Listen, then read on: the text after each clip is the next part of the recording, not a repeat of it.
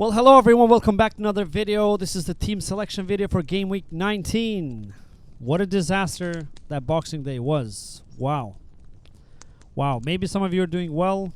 I highly doubt it, but for me, it was a disaster piece from the beginning to the end. And, wow, should we talk about it? Should we even talk about it? Or no, we shouldn't. Because we don't talk about Bruno, no. We don't talk about Bruno. It was on Boxing Day. Everyone brought Bruno in cause Saka pulled his hamstring. Everyone high expectations cause he was nailed on minutes and on penalties. But Bruno had other plans. Just like Grinch on Christmas, he got himself sent off and ended up on -2 points. The injured Saka outscored Bruno. So if you forgot to make a change and you missed the deadline, you're 2 points better, 2 points and a transfer better than anyone who brought Bruno in. What a disaster class that was. What a disaster class. Now we have to use another transfer to sell him 1 week after we brought him in. We're running out of options. Wow. Wow. I have no idea. It was horrible. This has never happened to me. I know it's happened to other people before, but I was just so sour yesterday. And on top of that, I'm on a pretty big red arrow after I've had so many 8 or 9 green arrows in a row. Yeah. Boxing Day didn't go well. Football-wise, it was entertaining because, you know, some big teams dropped points. Chelsea lost as an Arsenal fan. Well, I don't want to speak too early because Arsenal is playing tonight. And, you know, don't want to jinx anything. But let's just jump straight into it. See how the team did. See how the team is looking for the next game week. Not very well, spoiler alert. But let's see about that. Let's just go to the Fantasy app over here very quick. Go to Fantasy. As you can see, I am on 44 points at the moment. Pretty significant red arrow. So I was on 13k last game week. I'm on 23k at the moment. And I don't know. I have, so how many players? I have Raya and Gabriel, which are pretty highly owned. How is 31% for Raya and 27% for Gabriel? Oh, that's pretty low owned. I thought he was highly owned more than that. And Buemo, so he's on 30%. I mean, I'm definitely not going to end up in a green arrow for sure. Because people have, you know, the likes of João Pedro as well and Buemo. Let's see. I mean, unless Buemo holds tonight and Gabriel scores a header and keeps a clean sheet, I highly doubt that going to happen on a green arrow. But I just hope that red becomes smaller red than it actually is at the moment. Hopefully. We'll see about that. But it wasn't a great game week. Should we go through very quick because we don't have time for game week review. The deadlines are coming thick and fast. There's a Sunday deadline this time. That's a bit weird and unusual, but that's why I had to make a video today. I try to put my team selection videos 2 days before deadline, which isn't a long time considering I'm a small channel. People sometimes see it way too late. But it is what it is. Until we grow bigger, this is how it's going to be. Don't have time for more than this. Gomez, biggest disappointment. Conceding from Leicester. Jesus, wow. I mean, this guy, I brought him in for the Everton game. I mean, I'm bringing players in for the Everton game all the time. I played Colwill against Everton. He got the first clean sheets in a long time. But that game got cancelled. I played him, which game did I play him? For Fulham, he got 1 point. I benched him against Tottenham, got 1 point there. I played him against Leicester, and he got 1 point. Super highly disappointed with him. And I was planning to transfer him in for Munoz of Crystal Palace, who got a clean sheet this game week. But now that Bruno got injured, as I said, I might have to, you know, roll one transfer. Because you never know. As I said, deadlines are coming thick and fast. And yeah, I want to have some wiggle room over there. Lewis Hall, again, another clean sheet. I mean, what he now? Yeah, 2 clean sheets in a row and a 15 pointers before that. I'm just surprised. You know, I played him over Colwill. At one point, when Colwill was on 12 points before they conceded late, 2 goals they conceded, Chelsea lost the game from a winning position. So I was initially disappointed. I was like, why didn't I play Colwell? You know, it wasn't so much between them. But I was very happy at the end, at the end of that game, because I kind of saw after Aston Villa got a red card that most likely Newcastle will keep a clean sheet.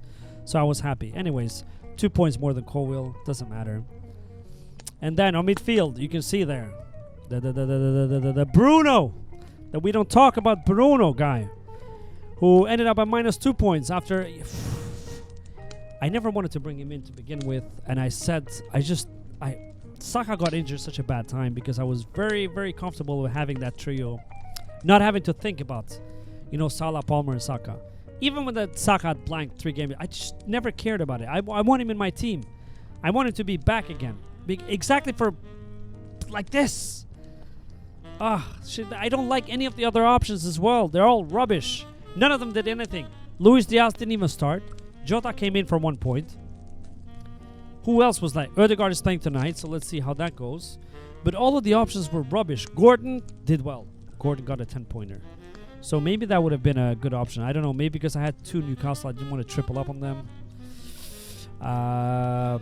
Ismail Assar, I think, blanked as well. Ahmad blanked. So just no. Madison blanked. Everyone blanked. Just rubbish. Rubbish. There's no good options. Bowen was actually a good shout. But the problem with Bowen was that was his last good game week against Southampton. And now all the game weeks are just going to be difficult after that. So, yeah. Salah scoring late in the game, but, you know, an 18-point as captain. Returning a 9-pointer. Did he get bonus? 2 bonus points, yeah. I mean, he just keeps returning. He's become a perma-captain guy. No problem there whatsoever. Palmer, he was on 9 points, I think, and then he got another bonus points very late. So, no complaints. I mean, I'll have it, whatever you give me. Yeah, Palmer and Salah continuing. He blanked 2 game weeks before that, so... But I've been saying, like, the reason why I like this setup so much is that I never cared when the big hitters blanked, like the likes of Jackson this time, because when Palmer was blanking, Jackson was returning. There's always someone that kept me on a green after green after green, because even when I had a bad game week, I was still in the green arrow, because I either had Isak who hold, or Jackson, or Saka, or Salah, or one of them would go. And I'm happy not owning Trent as well, because he, again, he got an assist, and he ended up on 4 points, but very bad value for the money. It's just, I have to destroy the whole team structure for that. Yeah. On attack, Evan Nielsen, the biggest is, oh my god, I mean, that was his last game week for me. I brought him in for Ipswich away, didn't I? Or Tottenham even. Yeah, I brought him for Tottenham. And he's been blank, blank, blank, blank. This was his 5th blank. Or maybe I brought him in for Ipswich. Give him 15. I don't know. But it's 4 blank, at least 4 blanks since I brought him in. Super, super disappointing. I didn't bother until this game week, but when he got benched this game week, I was like, this is it. This was the last straw. You know, it's just, I've had it. Isak returning again, 8 point, not a haul this time, but you know, it is what it is. Cunha, by the way, who I sold for Isak. I mean, I'm still happy I made that move, because Isak overall has brought more points with that 17-pointer he did, was it last game week, and the game week before, 11. So he has outscored Cunha, but I just feel bad because I love Cunha as a player. But there was no way I could keep both.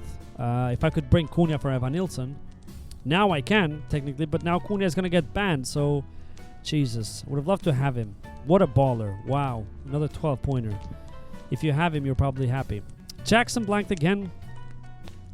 Not surprised, to be honest. Fulham has been, you know, the likes of Fulham and Bournemouth. These teams are the teams that, when you look at the content creators, you say like, oh, they treat them as an easy game. They should be red fixtures, I'm telling you. Fulham and Bournemouth should be red fixtures. And potentially Nottingham Forest. Because, yes, on paper they look like, oh, easy teams you need to beat. But all of the strong teams have been struggling against them. I mean, Bournemouth have beaten the likes of City, Arsenal, Tottenham, I think. And, yeah. And, yeah. All of them. And Fulham has been doing well. Let's get, again, the big team. So maybe you should target. And I think they have good, very fixtures. Let's just go to the team very quickly and see how it's looking. So this is what I have. Raya, Gabriel against Brentford away. Not very comfortable. I feel like Brentford at home are very good. Let's see how Arsenal performs tonight. If the whole defense is intact. Like the likes of Calafiori and Timber are playing, and Gabriel and Saliba, I feel more comfortable. So they might keep a clean sheet, but it's a difficult fixture, Brentford away, because Brentford tend to be very attacking at home. But let's see how that goes. I have Colville, Ipswich away. Again, as I've said many times, I don't trust Chelsea defense at all, but, you know, it is what it is. Don't have... It's between him and Hall, Man United away. I feel like Man United might score, even though I feel like Newcastle is going to win. I feel bad for Amorim. Wow. It's just, they're not... Look, they're bantering themselves, Man United, at this point. I don't know. They're just not performing. Gomez, West Ham away. I don't even know what to say. Liverpool tend to play super attacking, aggressively attacking football, which is super entertaining, but not very entertaining if you own Liverpool defenders, because they leave so open in the back. I mean, teams are going to start exposing them, I feel, in the second half of the season. Let's see about that. I would have loved to brought in this week Munoz for Gomez, but now I only have 2 free transfers. And I just don't know. I still have no idea what I'm going to bring for Bruno, by the way. If you're waiting to get some good advice, just no. Don't even add, don't look any of these videos, any of the content creators for advice, because we don't know anything. I don't know anything more than you do, you know? It's just basically gambling on players to do well. I make these videos for entertainment purposes only. No advice over here, please. On midfield, I have Rodgers Brighton at home. I don't mind that fixture, actually. I have Salah West Ham away as captain at this point. Not much between him and Palmer. Ipswich away. Ipswich at home do bad. I don't think they've won a game at home. They do better away, actually. But we'll see about that. I have a Van Nielsen Fulham away. I really don't want to have him another game week. I was planning on selling. I think what I'm going to do is... So, I haven't made any transfers yet. Obviously, I'm going to wait for the games tonight. I have no idea who I'm selling Bruno with, to be honest. But if Gabriel Jesus starts and does well tonight, I might bring him in. Even though their fixtures are not very well. Arsenal fixtures, Brentford away and Brighton away. 2 away fixtures against not very easy teams. Tottenham home, Villa home after that. But yeah, let's see how that goes. I would love to bring Jesus. Isak might not away, no problems. Very happy to own Isak. By the way, Cunha is now the highest scoring striker on FPL. Mateusz Cunha, who plays for Wolves, who are in the relegation battle. Let that sink in. And Nicholas Jackson, Ipswich away. As long as Jackson doesn't get that yellow card, he's going to start in my team. I don't care if he blanks. How many blanks does he have now? 3 blanks in a row? No, 2 blanks in a row. And then a goal and then 2 blanks before. I don't know. I mean, this is good enough. I mean, he's still very involved, very good player, and Chelsea play very attacking. I don't mind having him at all. There's no better options anyways around that price. So yeah, this is it. If we go to transfers, I have no idea. I haven't even done any research. Like, who would I... Let's just go the highest, sort them by the highest score. Again, like, Bowen would be my closest thing. As I said, he did well. But look at their fixtures. Liverpool at home and Man City away. And then Fulham at home. As I said, Fulham should be a red fixture, not a grey one. And then Crystal Palace at home. It's not too bad. But then Villa away, Chelsea away, Brentford at home, and then Arsenal away. That's a bad run. And West Ham are not like the most convincing team. You know, against the smaller teams, yeah, you'll bet. But Luis Diaz, exactly what I talked about in the last video. He starts one, benches the other. Starts one, benching the other. Starts one, benching the other. So unless you want to play that game, bring him in and play him every other game. Sure, go for it. But not for me. Iwobi, actually, not a bad shout, you know. I've never thought, because I still have this as an Arsenal fan. I still remember Iwobi from the Arsene Wenger days. And maybe I'm overlooking him, because Fulham, again, look at the fixtures. Beautiful. 2 home matches, Bournemouth and Ipswich. Bournemouth, nothing easy, but Fulham, you know, again, decent team. And then West Ham away, Leicester away, Man United at home. That's not a great fixture. At this point, it's a green, unless they get their shit together. Newcastle away, and then Forest and Crystal Palace at home. A lot of home matches. And even the away ones are West Ham and Leicester, and Newcastle, Leicester, that you can bench him. Wow, actually, I mean, he's blanked 4 game weeks in a row now, but when he returns, he hauls. I don't know.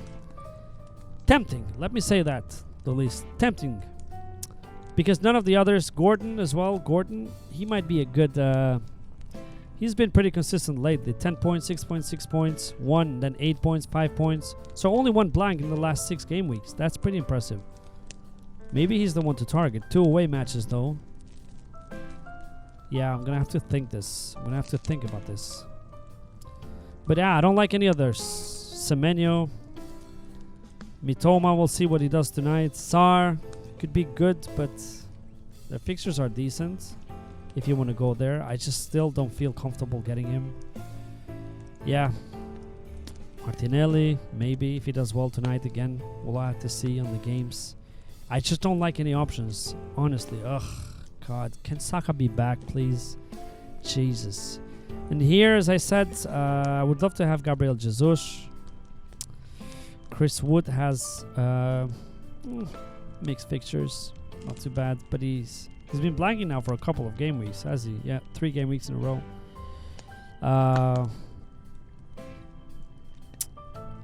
Yeah, suddenly we're short of options. Mateta maybe could be a shout. Gakpo has been doing well.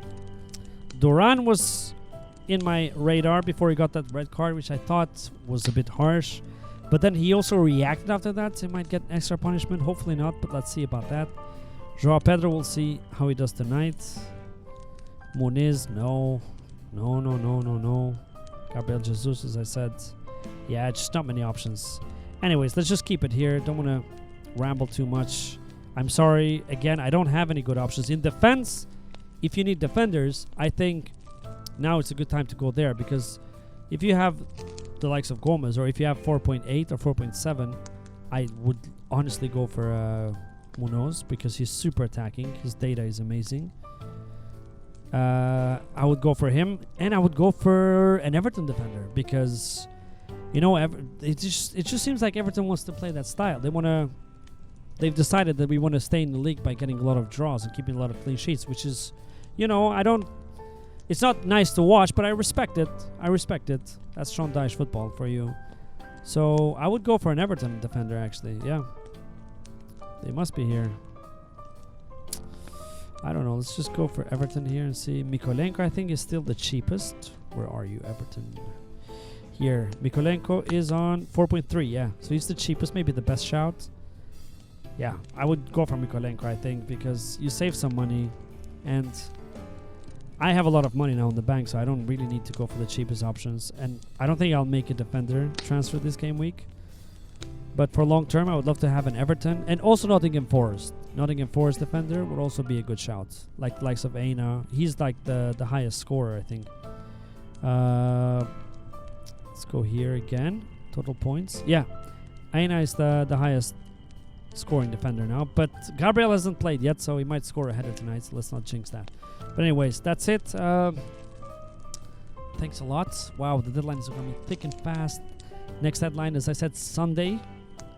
And then the one after that, there's another game week, and then we're going to have a January break, 2 weeks. Oh, we need that. We really need that. Hopefully Saka comes back. But anyways, thank you so much for watching. Please like and subscribe. As I said, every video helps us a lot, and see you on the next game week. Good luck all, and hope you do great, and hopefully a lot of green arrows this time. Bye. Subscribe. Come on. Just do it. I'm waiting. Just do it.